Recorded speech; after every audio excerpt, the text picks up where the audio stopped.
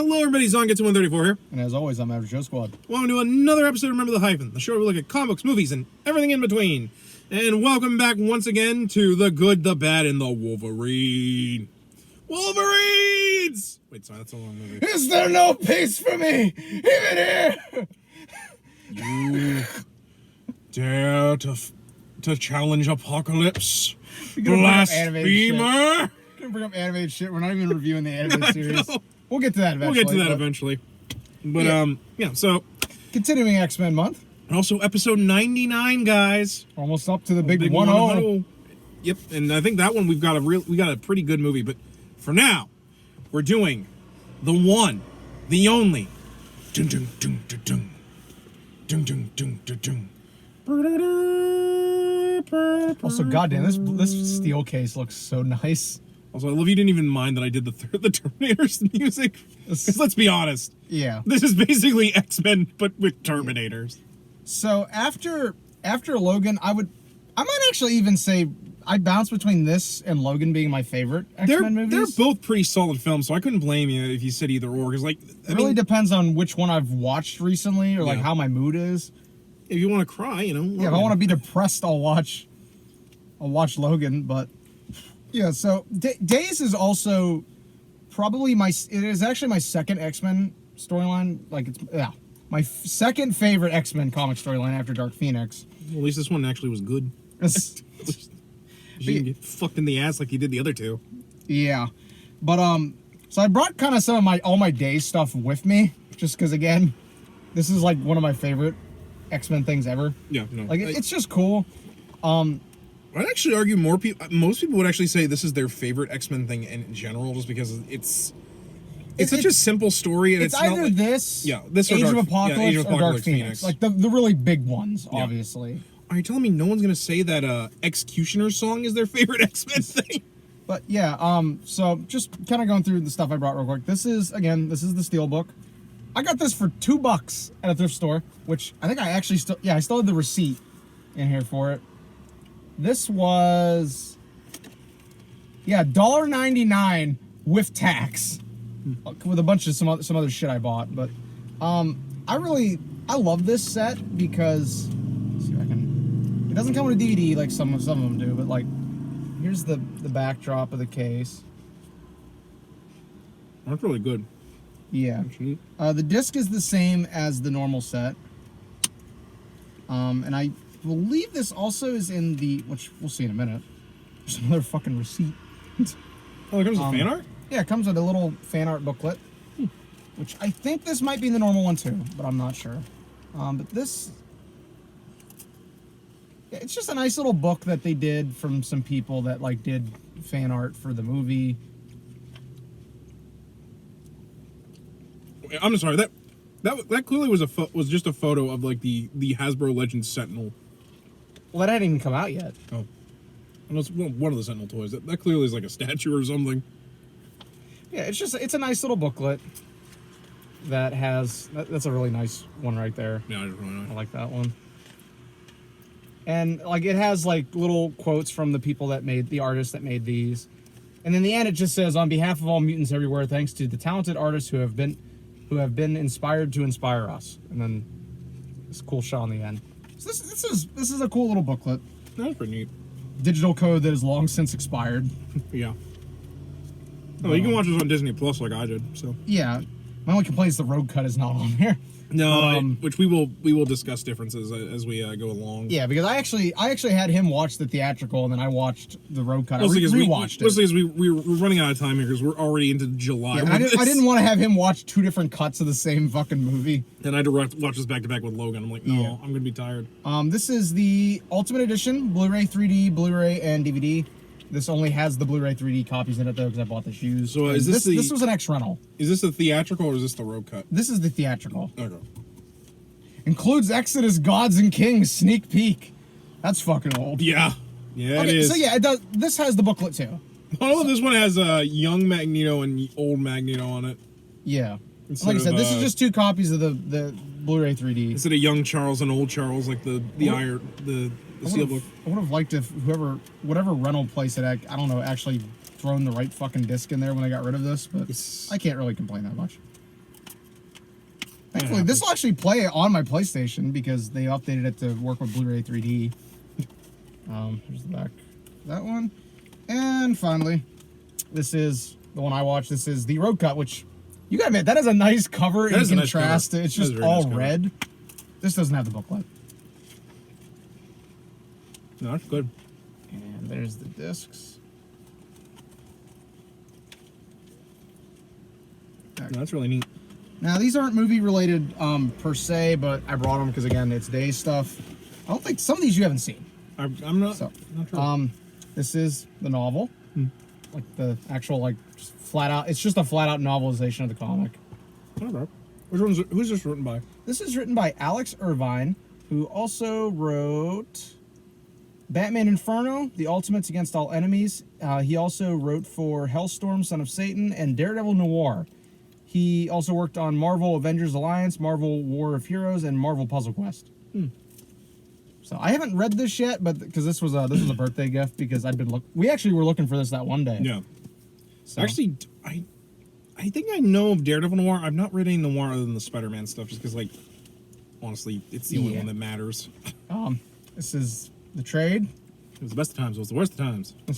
Which has the entire thing plus the issue right after, where It also has, like, doesn't it also have the issue that, like, explains, like, how it's after it does, and then it also has the Christmas issue where Kitty, where Kitty fights the fucking Brood, because everyone's like, well, Kitty, you're Jewish, so peace. Yeah, and then I mean that's a very famous cover.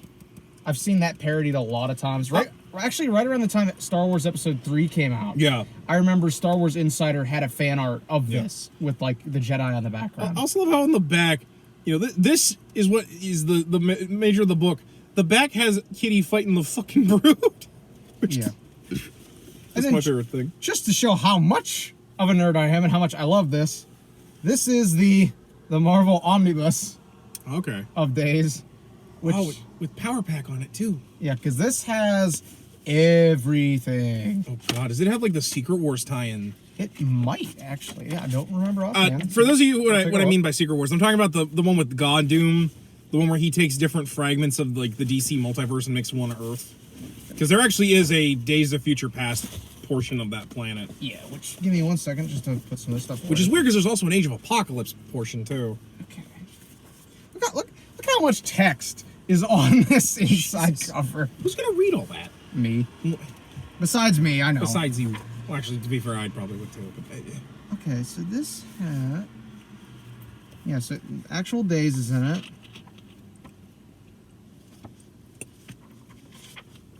I think it does have these tie-ins. It has the FF tie-in to Days.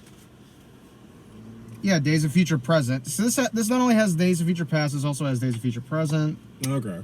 It basically has, like...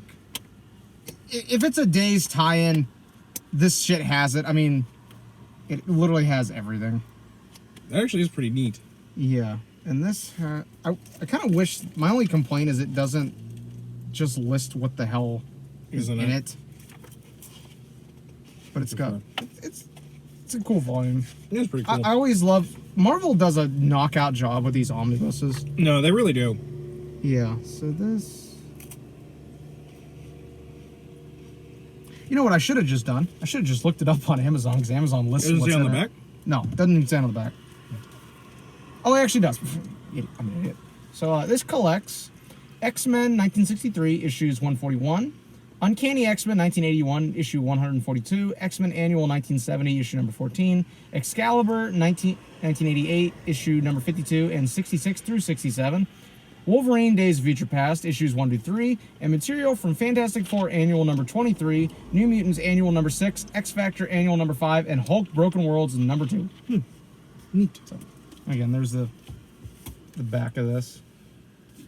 So, again, nice volume. If it's Days related, this thing has it. I was a little bit on the front. Shows the Sentinel killing Wolverine. I'm like, man, things that never ever happened ever again after this. Yeah, because like I mean that in itself is a very famous panel from that where the Sentinel kills Wolverine, blasts him down to nothing but the skeleton. Yeah, which nowadays couldn't even fucking kill him. Yeah, but I guess in that timeline, it could. Yeah, well, because this hadn't been until like this is like in the 80s. Like this is before like the 90s, where like This is before Wolverine had plot armor. yeah, where literally he can't fucking die. But anyway, so yeah, so one of us here is a real big expert on Days of Future Past, and one of us knows a lot about Days of Future Past. Not everything, but The only thing I didn't bring was the VHS tape of the TAS episode, which I also have. oh yeah, I forgot that the THS did. And it's got Bishop in it. No Rachel again. Oh yeah, but you got Which will be one of my central complaints when we dive into this. One of my very, very few complaints with this movie. But Colton, you get Bishop's sweet harmonica theme. I'm here from the future. Future. He always said it like that. The future. So anyway, let's go ahead and dive right into this. So, again, as we've been doing, we won't do the entire plot because watch the movie. Yeah. It's, Spoilers ahead for those who haven't watched it, but this movie's been out for almost a decade now, so why haven't you watched it? Yeah. Although we might end up doing that with Logan just because it's...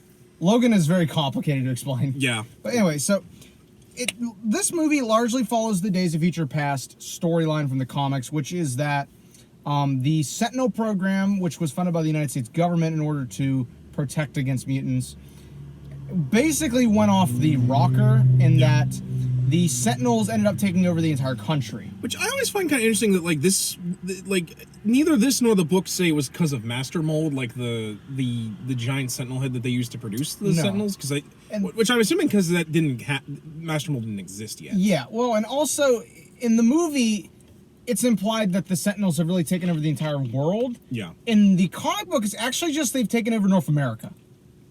Gotcha. So. I see.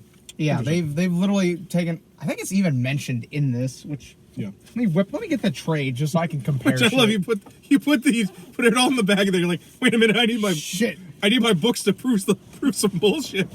But no, I just always found that interesting that they never really say like the Sentinels are like led by anything in these. They're just going crazy.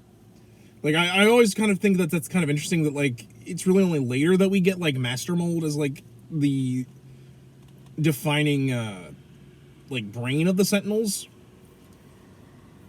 Which gets really weird because I think later like Cerebro becomes alive and also becomes Master Mold for a time. Maybe that was Cerebra, the female Cerebro, but comic books. But there is really one big difference between these two. Mainly who they send back in time.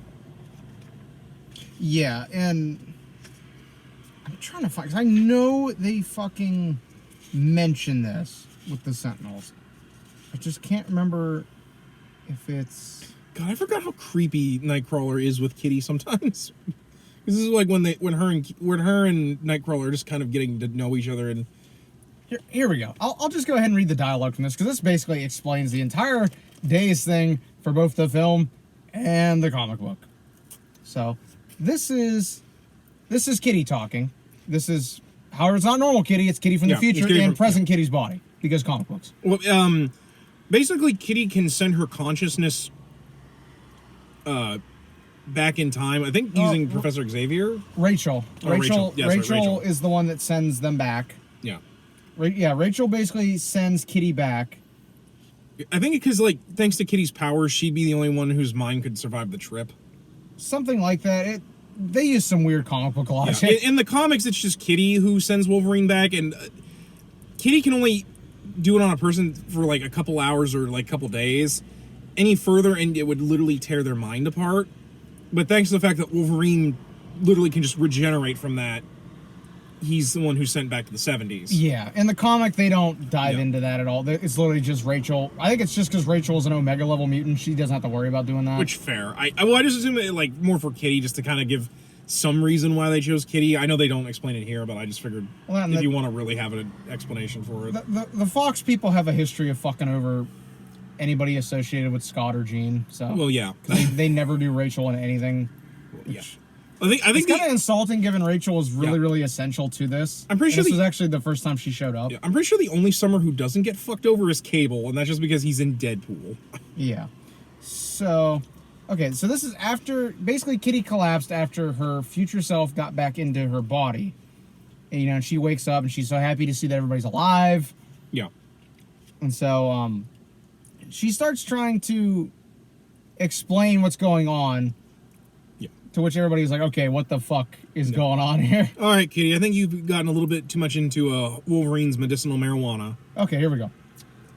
I'm fine, but I'm not Kitty. I'm Kate. This body is inhabited by the mind, the persona, the soul, the soul of the woman I'll be in 30 years. I'm from the future. So Storm says, are you indeed? I think you're tired. You've had a rough morning and a hard shock. Kitty says, I'm concussed and hallucinating. Is that it? It's funny. I remember you telling me that the hardest part of this operation would be convincing you of the truth. The fact remains that on Halloween 1980, today, the Brotherhood of Evil Mutants will murder presidential candidate Robert Kelly, aiding with Charles Xavier and Moira McTaggart. Oh, along with Charles Xavier and Moira McTaggart. Kelly's assassination will set in motion a sequence of events that 30 years from now will accumulate in the destruction of the world and a nuclear holocaust. I am here to prevent that. And then Wolverine says, she looks like a kid, but she stands, talks, moves, smells like a woman. Crazy as it sounds, Aurora, my instincts say she is talking the truth. Hold on a moment there, Wolverine. I think we might need you to go to HR. Holy shit. Yeah, but so Kitty basically explains everything going on, and then here it is. Okay, this was the part I was looking for. So this is Kitty explaining everything. Okay, so Kelly, this is Nightcrawler talking. You say Kelly's death initiates a sequence of events, Kitty. What events? Kelly is a decent man with what he feels are legitimate concerns about the increasing numbers of superpowered mutants in the world. The Brotherhood killed him to teach humanity to fear and respect the power of the Homo Superior. Their plan backfired. Mutants became objects of fear and hatred. We thought the mood of hysterical paranoia would pass. It didn't. In 1984, a rabid anti-mutant candidate was elected president. Within a year, the first Mutant Control Act was passed. The Supreme Court, bless him, struck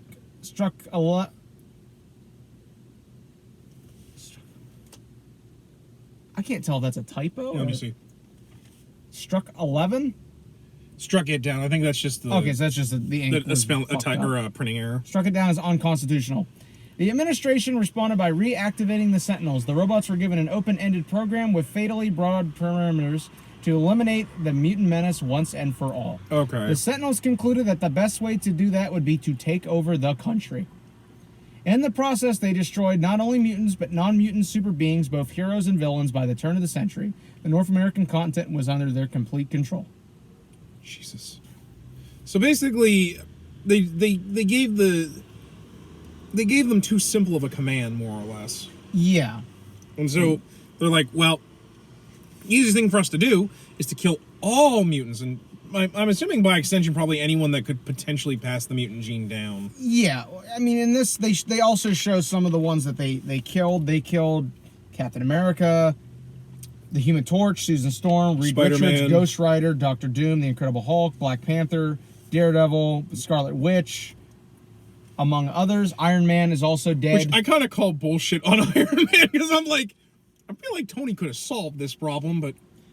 Kitty, there's also more here that Kitty mentions. We fought, we lost, we died, and now seeing you all alive, oh God, I didn't think it would hurt as much. For a while, there are no sounds in the jet's cabin save this child woman's anguished sobs. Then, her voice low and choked, Kate forces herself to finish the story. The rest of the world became more frightened of the Sentinels than of mutant kind. They threatened war if the Sentinels moved against them. The Sentinels, driven by their prime directive, are about to make that move. One of the surviving X-Men is a telepath. She devised a plan to psychically exchange the mind of one of us in the future with our counterpart in the past. I was chosen because at this time, as Kitty, I hadn't yet been trained to defend myself against a psychic attack. Okay, that's why they chose Kitty. Wolverine should have freed the others by now. Oh, because this is her thinking about... Because while this is going on, the surviving X-Men are trying to break into the Sentinel headquarters. To free, which I'm pretty sure goes south pretty fast. Everyone is killed except Rachel and Kitty. Yeah. And at the end of this, it's revealed that going back in time and stopping the assassination did not fix the timeline. So what ends up happening is... And this is going to get complicated. A little more complicated, comic book-wise, that I know because I'm a Rachel Summers person. So what ends up happening is the Phoenix Force gets involved. Because it recognizes Rachel as being related to Jean. Now, Jean and Cyclops are both dead at this point. Because what ended up happening with Rachel, for those who don't know, Rachel is the daughter of Scott and Jean.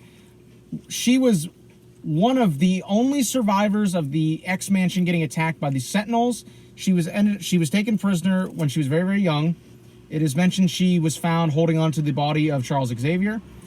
And she was basically brainwashed and turned into what is called a hound. And she was used to hunt down other mutants. She has never talked about it in the comics, but it is implied that she hunted down and killed people that she was very, very close to. Yeah.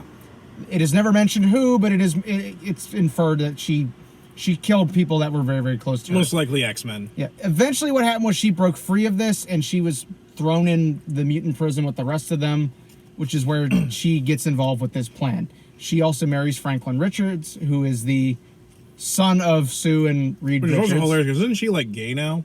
Or, like, in a relationship with Kitty? Okay, so here's the deal with that. That's never been confirmed, nor has it ever been denied. Okay. And Claremont wrote a lot of subtext. Well, to be fair, between those two with the Excalibur stuff. Yeah, well, to be fair... So it's up in the air.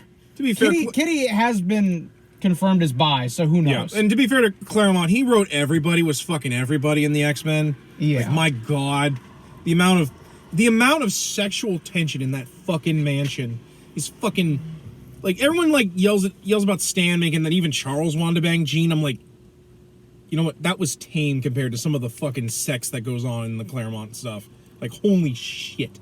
He once wrote that Colossus fucked 2 cave women in the fucking Savage Lands. And they had children.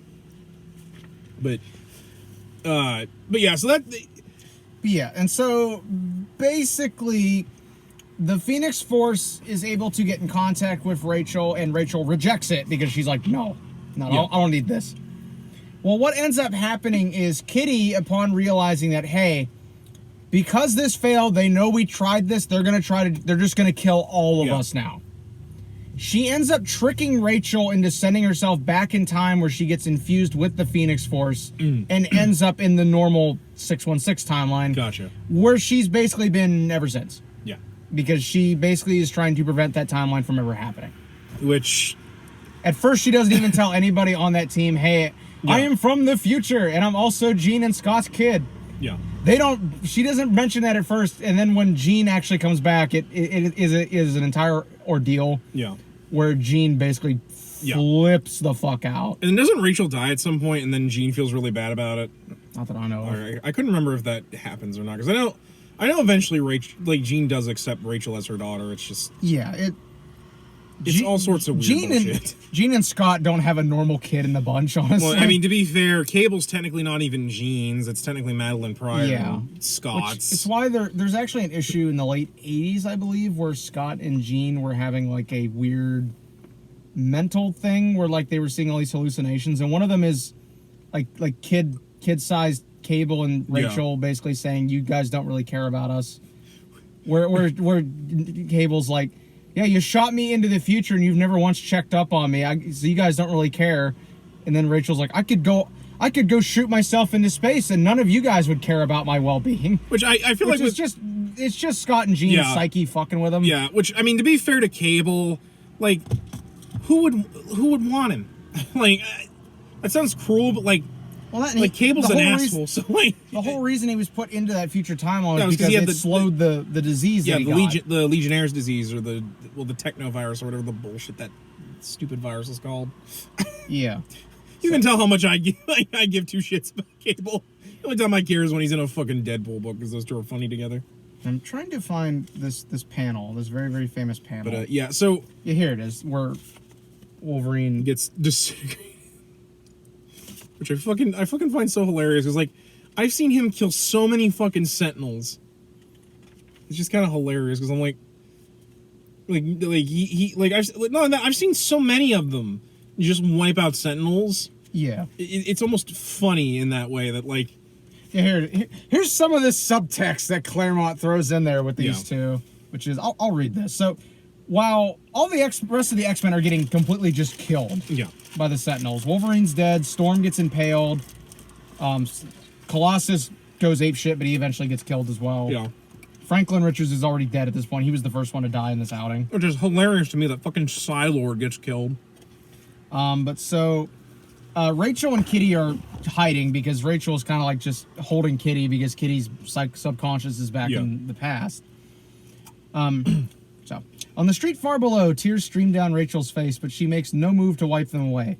Instead, she holds the unconscious body of Catherine Pride Rasputin, within which resides the mind and soul of Kitty Pride, tighter to her breast. In my mind, I feel Aurora and Logan die. I can feel Peter's rage. I want to break contact, but I can't. I don't want Peter to be alone when he's dead so quickly. Funny, I've experienced death in often so many minds of others, yet I'm terrified of dying myself. If Kate's body dies here, will her mind be trapped in the past? If so, I wish her a happier life than one she lived here. We did all we could, my darling Kate. Now it is up to you. Yeah, which, again, Claremont basically said everybody in the X-Men were fucking each other. Like, yeah. Like, everyone thinks Hickman's, like, not, like, they're having weird orgies. I'm like, no, Claremont. Yeah. Claremont did that way before him. Which, and they also leave this totally open to debate what happens until they addressed it later, because basically Kitty's psyche starts going back to to where it was, and... Is that Madam fucking Mask? No, that is... Okay, because that's Destiny. She looks like Madam Mask. Yeah, that's Destiny. Okay. So, okay, so basically, Professor X also mind scanned Kitty to basically figure out what's going on. So this gets brought up again. Perhaps it is for the best. I think if I knew my future, I would spend my life trying to change it. You said you mind scanned me, Professor. What did you find out about me, I mean? That Kate Pride is as delightful and admirable a person as Kitty Pride. The rest of you will discover in due course. And Angel says, Professor, we saved Senator Kelly. Kitty's mind has been returned to her body. Does that mean we changed the future? I do not know, Warren. Cliche as though it sounds, only time will tell. Which then, of course, it jump cuts to the future where it shows epilogue. Oh, that's the epilogue. Yeah, where they just show. Oh yeah, because like Senator Kelly's like, we may need the Sentinels yet, because while the X-Men did save us. Yeah. So of bullshit. That's Days, and it's basically roughly the same story in the movie, whereas. As we get to the movie, 27 minutes 27 minutes in. I feel like we explained so much about the storyline of the movie by going through the comic, because it's basically the same thing. Let's just go in and kind of talk about the differences, to kind of... So, the movie starts out, we're in the future.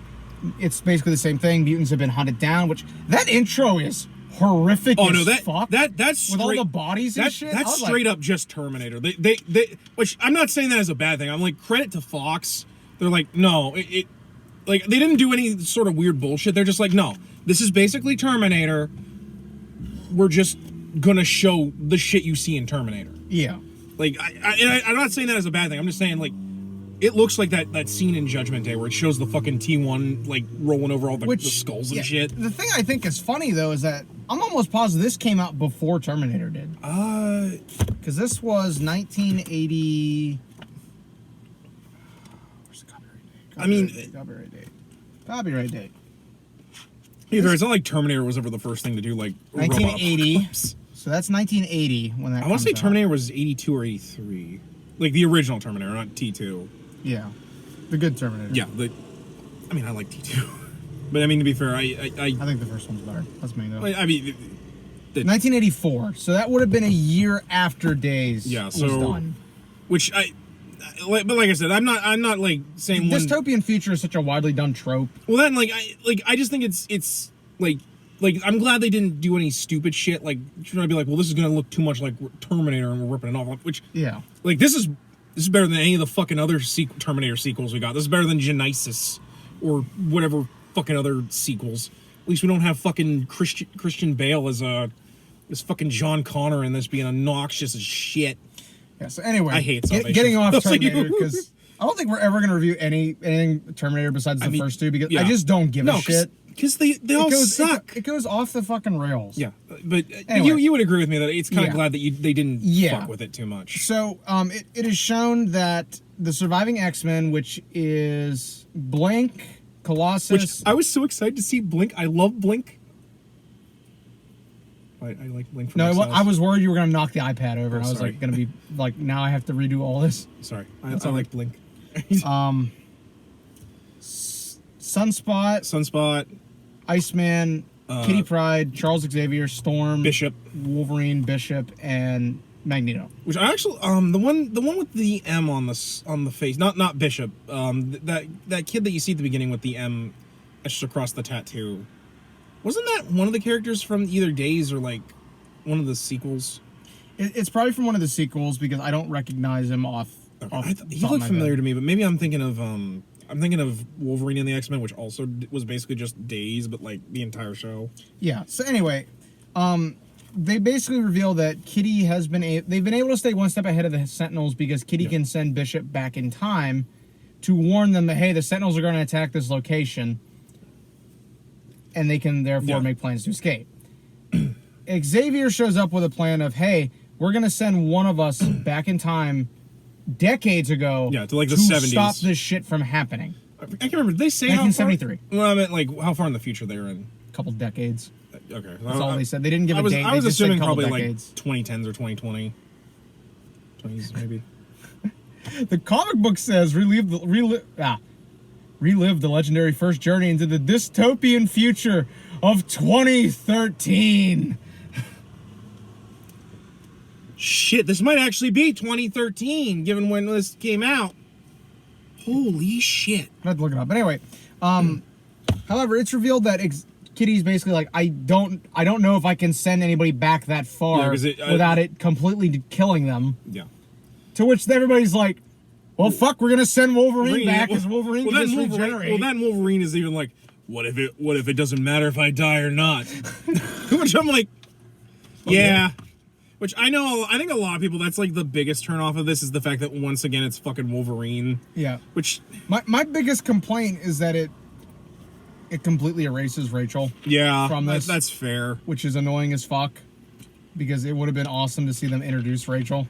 Well, then it kind of makes more sense about like someone psychically shunting your mind into like their previous body. I mean, I understand why they didn't do it because it's just Scott and Jean are dead already in this timeline. Yeah, because like this is the pre-first class timeline, technically. So it wouldn't have made sense for Rachel to exist, but at the same time, they could have just said... It's still fucking annoying. They could have just done it. Yeah, they could have just said... They showed Bishop without there being, like, any... Yeah.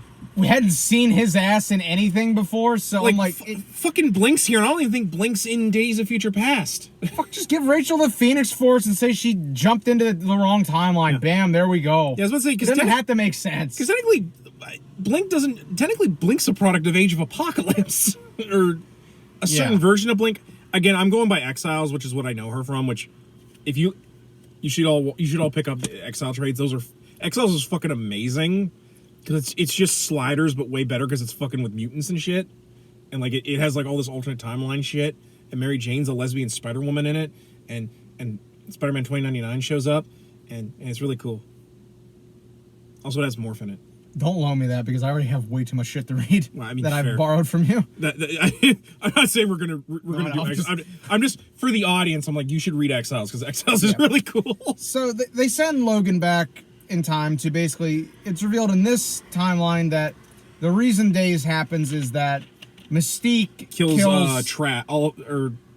Tolliver Trask or something like that. Just say Trask. I'm not gonna remember his fucking full name, but the dude from Game of Thrones. Yeah, Peter Dinklage. Which it's.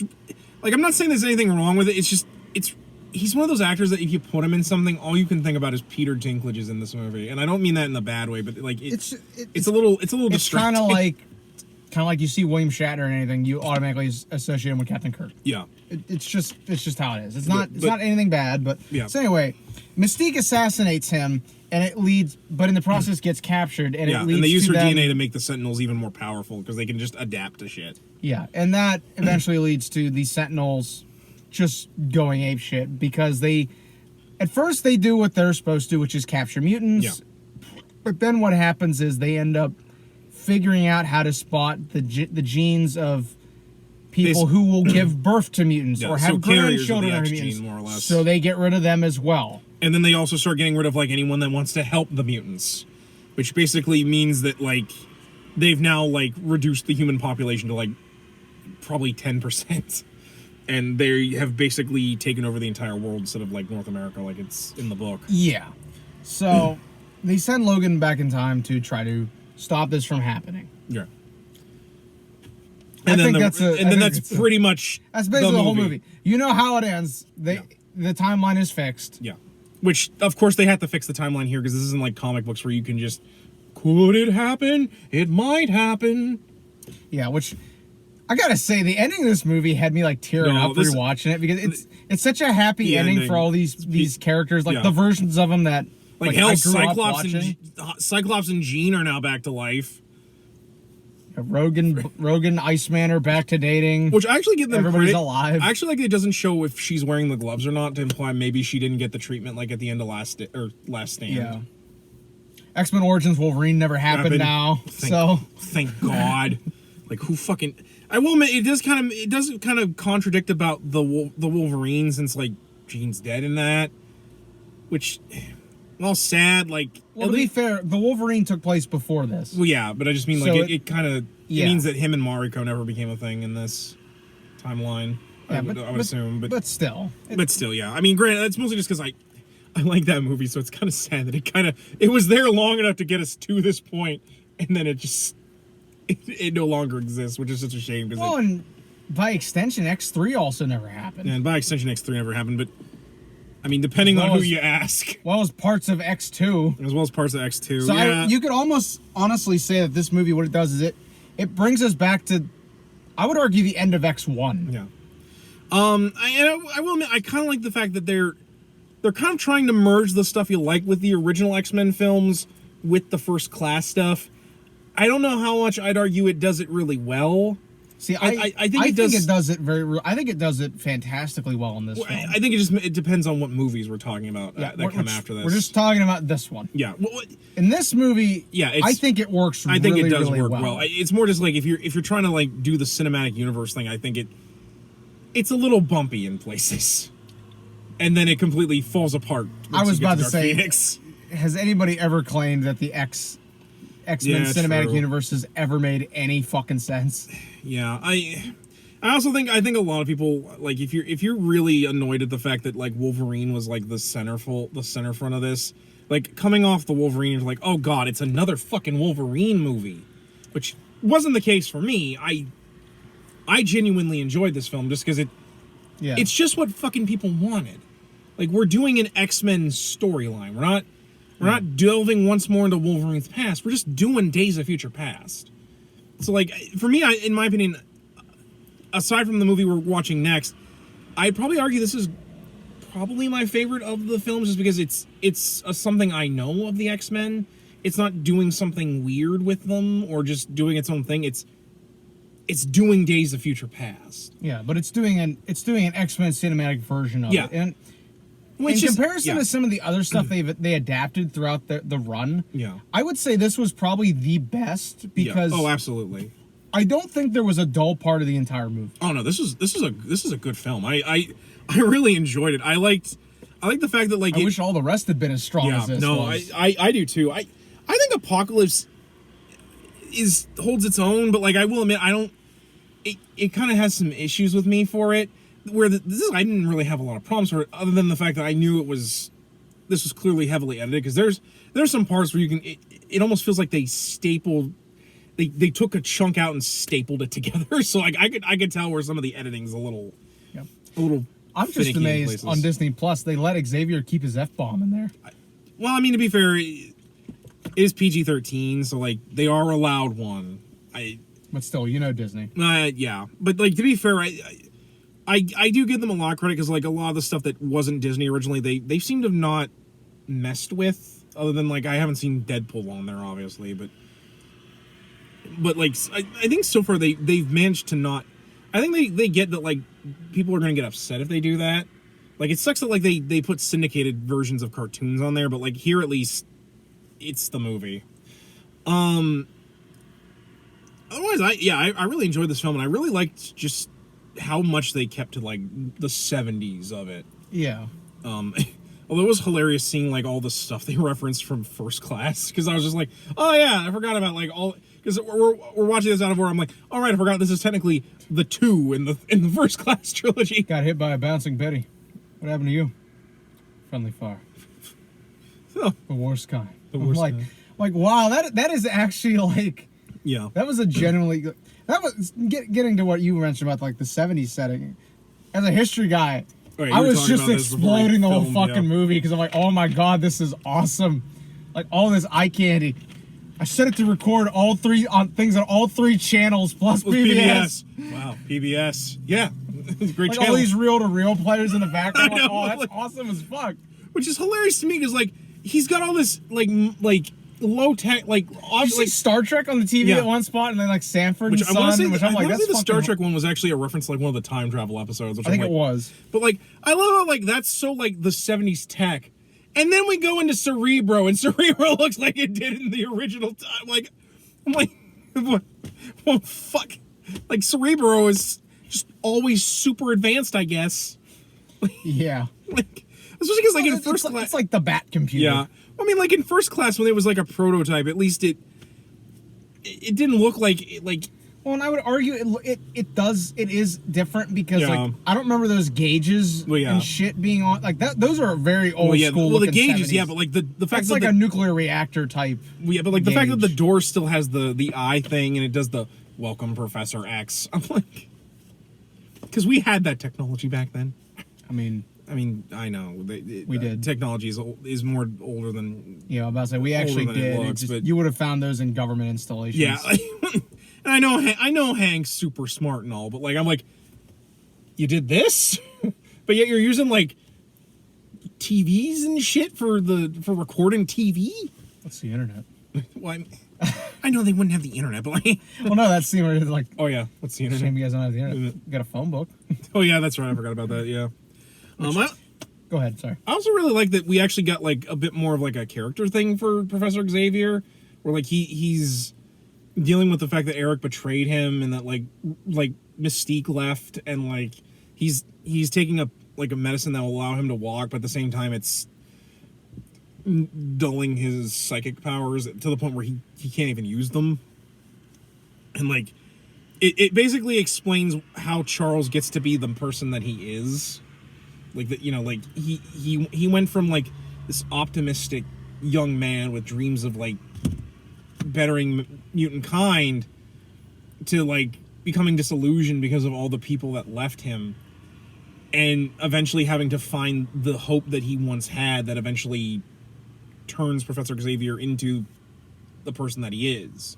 Which I'm trying to pull up the quote from that Like, because I have a lot of thoughts about the overarching theme of this movie, which I'm going to try to string together. I was going to write this down, but I didn't do it. yeah. Which, anybody who watches the show, when Colton writes shit down, Yeah, it's pretty good. it's pretty good. I at least have thoughts. I loved your explanation about, like, you were like, I put the film in at 8 and I forgot how long it is. I'm so sorry, Adam. Oh my god, I was like, then I'm getting here and like the speed limit is like 55 and I'm doing 60. I'm like, I gotta fucking go. Like, I fucking love that you're like, I'm gonna pop this in at 8. Oh shit, it's like 3 hours long. Ugh. That was so funny. Yeah, but still. yeah, like, well, I like that because it was nice to see Professor Xavier get like some sort of character development, since we always have just Professor Xavier as Professor Xavier. It's kind of nice to see. Yeah, here it is. I found it. Sorry, finish your thought. Like, it was just nice to see him like actually have like character stuff instead of just being the mentor. Like, in my opinion, it kind of does right what I think I wish they would have done with Obi-Wan in like the prequel trilogy, where we got just more of him. And like the prequel trilogy, well, I know it's like Anakin becoming Vader, it really should have been his movies, because it's about his failures and then him like his failures that lead into the Empire sort of thing. Like, it shouldn't have been like, I don't know, I sometimes I just think that it should have been that and less political bullshit. Yeah. That people that nobody gave a shit about. nobody gave a shit about. Yeah. Like, would you agree that you kind of would have liked the prequels to be about Yeah. Obi-Wan more than Anakin? Like you don't need to see who Anakin was as a kid, because you know what he's going to be. I would have liked an actual sequel trilogy, because I don't need to fucking see how it got to the point in episode 4, because I already knows how it ends. But cool, don't you want to see Qui-Gon No. with a young don't young give a Greedo, shit. which I makes no don't give fucking a sense. shit. Which would mean like Greedo's like 900 years No, old. that's Greedo the Elder. The one that gets shot is Greedo the Younger. I know that they explain it like that, but you know damn well that wasn't what Lucas was thinking when he filmed that at first. Well, it actually was. It's in the script. I'm telling you, that man's a fucking dirty ass liar. It's in the fucking I script. don't care what he said. It was in the script. You know It's in the script, Charles! You know he's a liar, Eric. Don't let your mind be crazy. Before I get to this quote and try to get my thoughts on this theme, can we talk about how well the acting from everybody? Everybody's on their fucking like, game. giving in this. 110% in That this. scene with Eric and Charles in the plane, where they start just airing grievances. And then Eric's like, I tried to say they're all gone, Charles, and like the plane is like crumbling on itself. He's just like, you abandoned us. Meanwhile, Hank's in the. Oh, that's great, you two. Wolverine's sitting there just like smoking, like, okay. Well, no, I love it because like this is why Wolverine hates being on planes. This right here, because he watched these two fucking almost crash them into the fucking Atlantic. But also they bring the chest shit back. Oh my god. Well, to be fair, the chest shit here at least works for me here. Unlike at the end of Dark Phoenix. Unlike the end of Dark fucking Phoenix. I'm gonna save your life, Charles. I'm gonna save your life. After I take your queen. After I take your queen. And by that I mean we're gonna fuck Charles. Oh my god. Look, I'm sorry. Like I love Professor X and Magneto, and I know it's supposed to be a friendship. But much like with Sam and Frodo in fucking Lord of the Rings, sometimes people just write it like they just need to fuck. Like, no, I like there's a lot of characters that I'm like, sometimes you guys just need to fuck. So anyway, this was probably one of the most potent scenes in the entire movie for me, and this is really what got me thinking about just the movie. And I really feel like this little exchange sums up the entire movie, basically. Okay, so this is from the scene where younger Charles, uses Logan's mind to go into the future and talk with older Charles. This scene's great. So like, I'm glad you're talking about like because like this scene was really good too. I actually teared up a lot when I was watching this scene. So, is this what becomes of us? Eric was right. Humanity does this to us. Not if we show them a better path. You still believe. Just because someone stumbles and loses their way, it doesn't mean they're lost forever. Sometimes we all need a little help. Like that to me, like just some of the other dialogue. The future is always in motion. Nothing is ever really set in stone. The future is what you make of it. To quote Back to the Future. But yeah, like I feel like that was really the main overarching theme of this was just that like the future is set in stone. Yeah, and then sometimes the future isn't set in stone. It's always in motion. And then sometimes we all like lose our way. We just need to like look for a better way and to define and to show everyone else that like there is a better way. It's probably the most Professor X that Professor X had ever been in the last couple of years, especially knowing what I know in the comics, where they basically turned Professor Xavier to basically Hitler, which I have a lot of problems with the way they sometimes treat Professor Xavier in the books. Like, well, the rumors now are they're getting ready to pull Reset on X-Men. Yeah, which, I mean, I'm kind of for and against because I'm like, a Reset's not going to fix everything. If DC has shown resetting does not always fix everything. Like it sometimes makes it worse.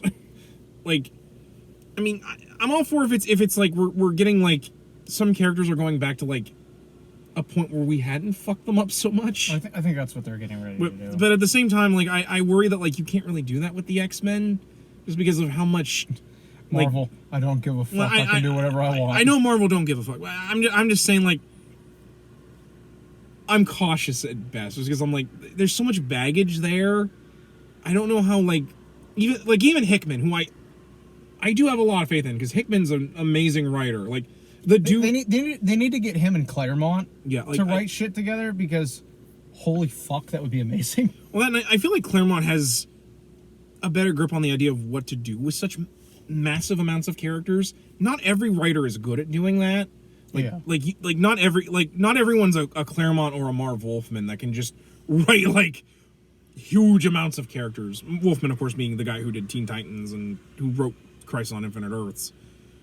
Like I said, and I'm not saying that to be mean. It's just some writers are much better suited to a smaller cast. Yeah, and a smaller scale, and some are better suited on the bigger scale. I mean, it's really nothing wrong with being one of the other. No, like I said, I'm more. It's all about getting the right writer for the right stage. Yeah, I just worry just because like I know people either love or hate the current run, so like it just kind of I'm optimistic, but I'm also like, ooh, this could be bad.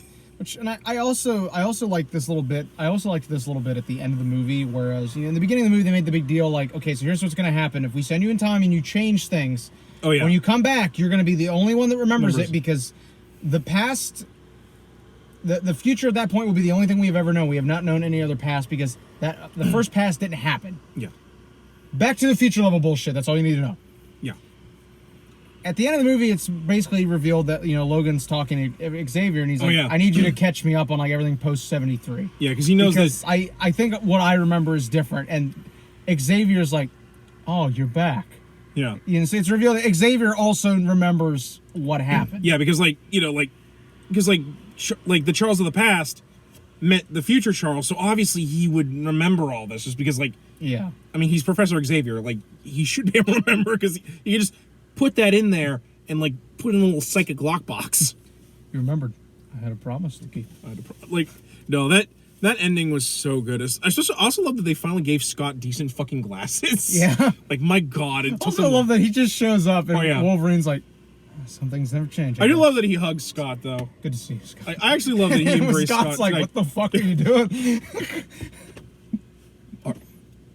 Are you hitting on me too? Because I gotta be honest, Logan. I've kind of always wanted a three-way. No, and just after the emotional send-off that Jean got in the Wolverine, to see that Jean is also alive again at that point was hitting me into feels. Yeah, no, it was nice to see Famke Janssen just come back. Soul. As much as I didn't mind Last Stand, I do think it was kind of rude how they just decided to kill Jean in that. That was another thing this movie did really, really well, was just that it dealt with all the baggage from the other movies, and it wasn't disrespectful. It really handled all of it really well. Like the scene where old Xavier, past Xavier is talking about I'm not strong enough, I can't do this. Oh yeah, and Logan's basically take a look in my brain. Oh yeah, so he sees all this shit that's happened to Logan, and he's like, I don't want this. You poor man. I don't want this. And he's like, no, I've been through a lot of pain. Look a little further. I actually like that Wolverine's like, yeah, I know, my life's fucked up. Roll through. We're on a time schedule here. I kind of love Logan just being like, yeah, great, go. I like that. I actually really liked that. Again, this is where we see a lot of really the good characteristics of Magneto. Where he I love that scene in the airport or wherever he's talking to Mystique and what's to stop me from killing you here? Nothing. I love that because Magneto's just yeah, no, I know I screwed up, but we're fighting a war here. I like that it kind of shows why this Mystique and why this Magneto aren't meshing like they did in the original timeline, because for all the chemistry between the two, Magneto is too obsessed with trying to. He's too damaged. Yeah, he's too damaged. The problems that Magneto has had has just made him, he's too closed off. Which, how about the scene near the end when the old Magneto is dying? Oh yeah, he's just all these years wasted fighting each other. Just few of them back. I'm these two knocking it out of the park once again. No, because it was cool to see old Magneto, just because it was nice to see him not just being evil. Yeah, being evil the first three made him out to be. Because I know that they were doing a more classic Magneto in those first couple films, but it's frustrating to see Magneto evil just because that's not really who Magneto is. It's when I'm watching Loki and everyone's well, Loki's evil. I'm kind of. Yeah, kind of. Because he's so much more than the guy who formed the Brotherhood of Evil Mutants. He's a man who's seen what humanity does to even its own people. He knows the evils that lurk in men's hearts. That's why Magneto is who he is. But at the same time, there's still a decent man in there. It's what makes him and Doctor Doom and characters like them so interesting, because it's there's multiple layers. Yeah, they're like an onion. They have layers. Yeah, I mean, parfaits have layers. So, to real quick get into this, Yeah. because I'm actually gonna pull up a list because You're again, gonna pull up- I had him watch the theatrical cut and I watched the director's cut. Yeah. Because I figured that was a good Yeah. balance. One of us could see the first cut and then the other one could see the other one.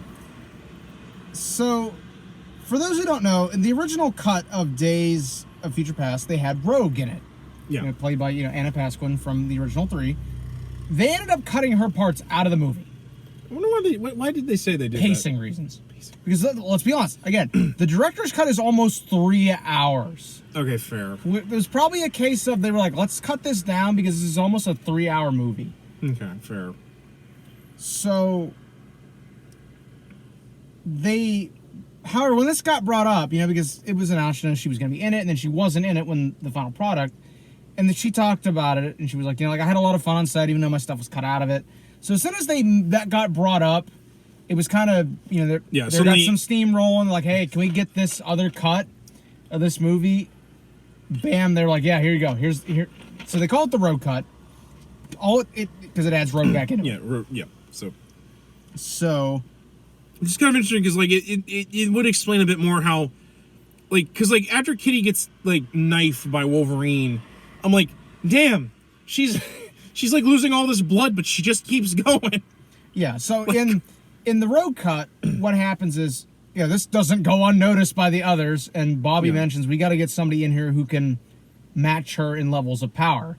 To which Charles and Eric are like, yeah, that's impossible. There's nobody left. Yeah. To which Bobby's like, what if I knew where somebody was? So they bring up, what if we got Rogue? Yeah. To which Eric and Charles are like, you've known where she is the entire time and you haven't tried to go get her? To which Bobby's like, no, listen, we tried. It's too heavily guarded. It's at the mansion. She's where Cerebro is. Yeah. Because Xavier's like, that's impossible. I haven't been able to. Before this was mentioned, it's explained why Xavier and Eric don't know that she's alive. Yeah, because something's blocking that. Well, Xavier is like, if she's alive, then why haven't I been able to make contact with her all these years? To which Bobby's like, she's in the one place where they knew you wouldn't be able to get in contact with her. She's at Cerebro. Yeah. So, so they mentioned we tried to get in there. It's way too heavily guarded. We can't get in there. Yeah. To which Xavier is like, I happen to know a few things about that house that no one else knows. Yeah. So they send Bobby and Eric to get Rogue, and eventually what happens is they free Rogue at the cost of all these Sentinels immediately getting kicked on. So that explains why the Sentinels were able to. Yeah, well, I'm getting there. So. Yeah. All these Sentinels activate, and Bobby sacrifices himself so Rogue and Eric can get away. Okay. So they get back onto the jet. Xavier has felt the entire thing. He feels Bobby die. Yeah. So they get on the jet, and they're leaving as the entire mansion is blowing the fuck up. Man, they really love blowing the mansion up in these later movies, didn't they? I know they do. Jeez. But so as they're leaving, one of these Sentinels jumps on the jet. Okay. So Xavier does some evasive maneuvers. He does some really wacky shit with the jet. Yeah. Some extreme G-force shit. Yeah. And eventually what happens is he manages to damage the Sentinel to the point where it cuts off the arm that's holding on to the jet. Gotcha. Sending the Sentinel flying back. Problem is, there's a tracker in the arm. Because of course that's how they end up finding out where the remaining X-Men are, which they don't really explain in the theatrical cut how they know where they are in China. It's because of that. Okay. So what ends up happening is they go back to where they're all hiding out, and Rogue, takes Kitty's power and takes over. And it's noticeable because when she starts doing it, she says hello, Logan. Logan, who is asleep, recognizes what's going on because he even says Rogue. So he recognizes, I know what's going on. Okay. So they explain that. So in the theatrical cut, since they cut her out, they replaced all the shots of her doing this with Logan's head. They replaced it with Kitty doing it. There's a list here. There's the tracker for that. Okay. So I pulled up an article just because there was no way I was going to be able to remember. And plus, there was probably some shit I missed. Yeah. Okay, so this you didn't see. This is what I was mentioning. Gotcha. When Professor Xavier, Beast, and Logan all arrive at the speech with Nixon at the end to stop. Which that is the most Nixon-y looking Nixon I've ever seen aside from Watchmen. Yeah. So when they arrive to stop Mystique, there's this shot of Xavier, sitting next to some injured Vietnam vets, and one of them mentions, I got hit by a bouncing Betty. What happened to you? And Xavier just looks at him and he just says friendly fire. Ah, gotcha. Explaining Yeah, like that. Yeah, because reference to First Class. Yeah. There was also a post-credit scene that put Trask in jail. So. Because they were totally going to bring him back. Yeah, and there's a couple other. Here we go. Reddit. When in doubt, turn to Reddit. Well, maybe Trask would have been visited by a talking caterpillar that busts him out. That's not going to go anywhere for another couple of years.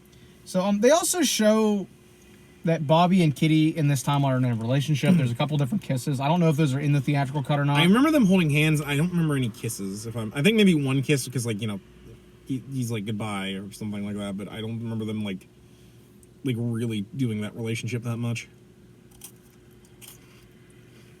Yeah, I'm trying to see if there's anything else in here. I also really like the way the Sentinels look in the past. They actually do a really good job of kind of modernizing the look of the Sentinels.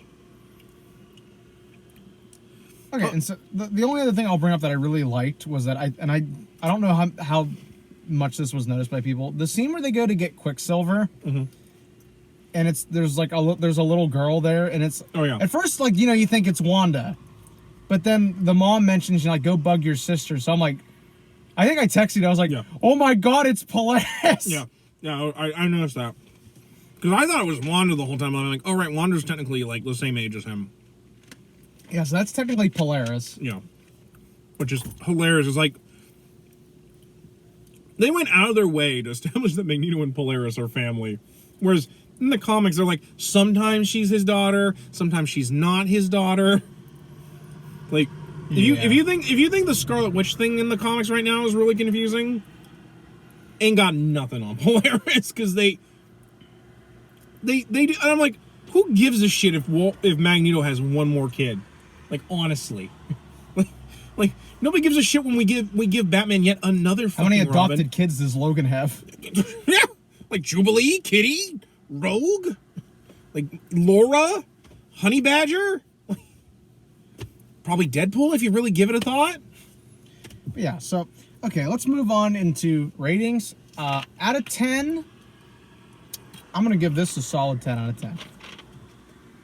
Rare verdict for me, I know, but I'm going to give it a solid 10 out of 10. I'm going to give my version a 9 just because I think the road cut probably would be a little bit more interesting to watch than I'll have to loan it to you or we'll have to watch it sometime.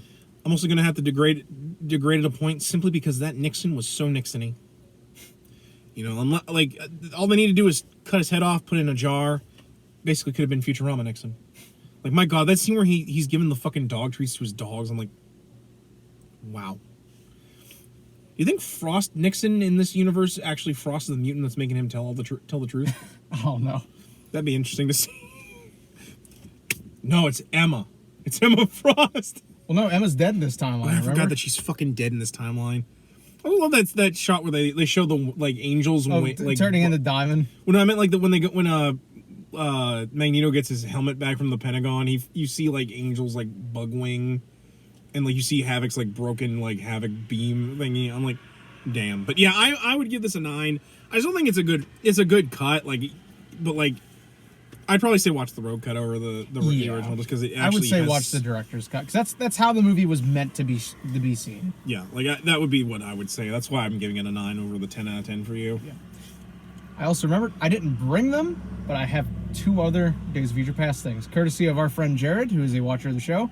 I have the theatrical posters for this movie of Xavier and Magneto, and they show both old Magneto and young Magneto, and then the other one shows young Professor X and old Professor X. Wow, Colton. I still need to get those framed. Wow, Colton, that's real Magneto. I'm gonna smack the shit out of you. Oh yeah, Daddy.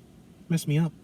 You're not gonna like it when I'm done with you. But anyway, that's gonna do it for this episode, guys. Thank you for tuning in. Tune in next week for the big 100th episode, and we got something really, really special planned. But until then, I'm Average Joe Squad. And I'm Zongus134. And as always, We ask you. remember the hyphen? And take care!